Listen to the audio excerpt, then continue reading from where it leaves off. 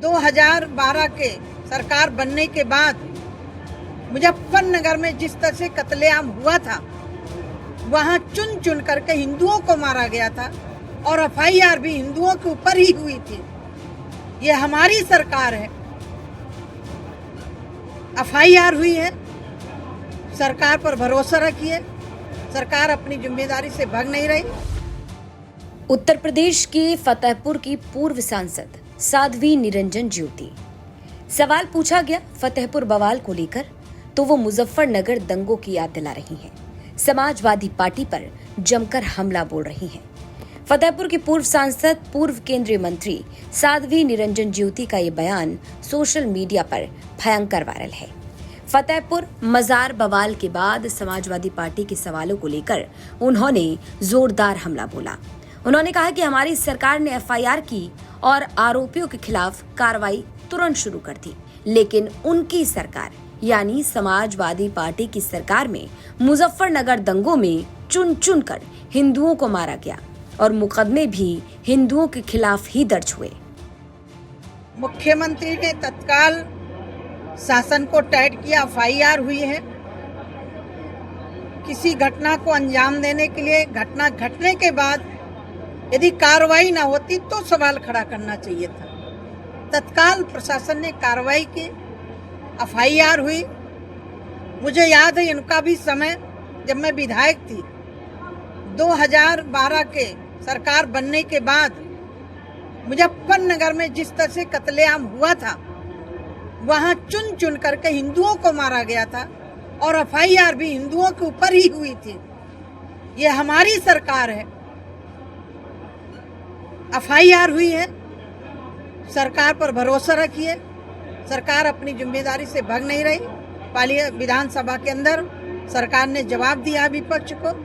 मैं इतने निवेदन करती हूँ फतेहपुर की सांसद रही उसके नाते कि फतेहपुर यमुना और गंगा की तहजीब है, दोनों के किनारे बसा हुआ, मध्य में बसा हुआ है।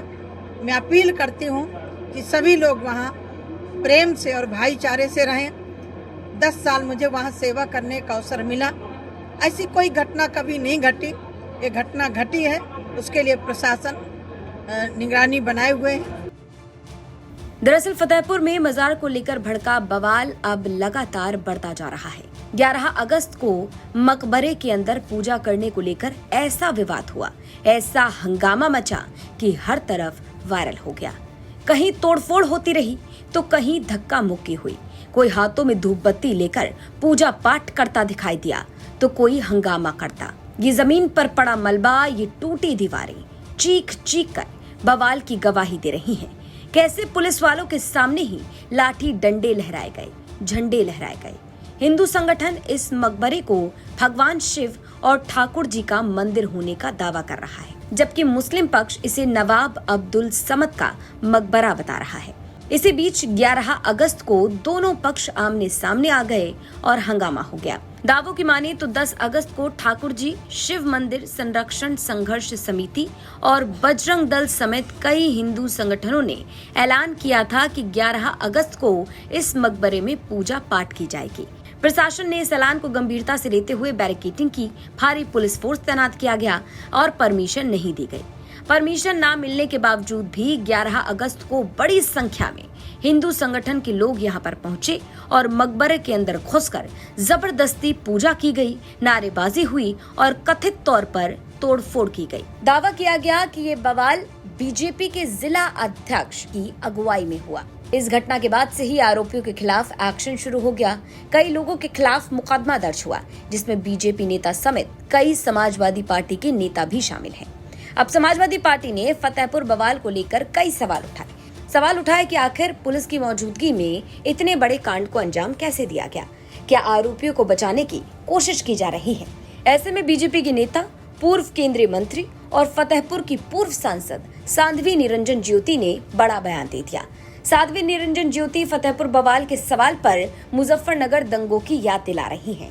कह रही हैं कि समाजवादी पार्टी की सरकार के दौरान में मुजफ्फरनगर में दंगे हुए, हिंदुओं को चुन चुन कर मारा गया और एफआईआर भी हिंदुओं के खिलाफ ही दर्ज हुई। अब साध्वी निरंजन ज्योति का ये बयान सोशल मीडिया पर वायरल है। लोग तरह तरह के कमेंट कर रहे हैं। इस पर आपकी क्या राय है, ये हमें कमेंट बॉक्स में जरूर बताइए। कानपुर से रंजय सिंह की रिपोर्ट, यूपी तक।